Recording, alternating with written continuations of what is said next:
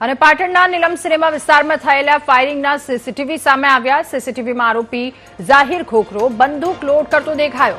અન્ય આરોપી રિક્ષામાં આવતા હોવાનું સીસીટીવીમાં દેખાયું છે તો આરોપીએ યુસુફ પઠાણ નામના વ્યક્તિ પર ફાયરિંગ કર્યું હતું। 2 રાઉન્ડ ફાયરિંગમાં યુસુફ પઠાણનું મોત નીપજ્યું હતું તો પાટણ પોલીસે સીસીટીવીના આધારે 4 આરોપીની ધરપકડ કરી છે। આ કેસમાં 2 આરોપી હજુ પણ પોલીસ પકડથી દૂર છે। 12 માર્ચે આ ફાયરિંગ કરવામાં આવ્યું હતું।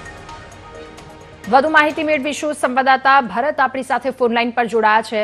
ભરત, 12 માર્ચની ફાયરિંગની ઘટના સીસીટીવી ફૂટેજ સામે આવ્યા છે, શું અપડેટ?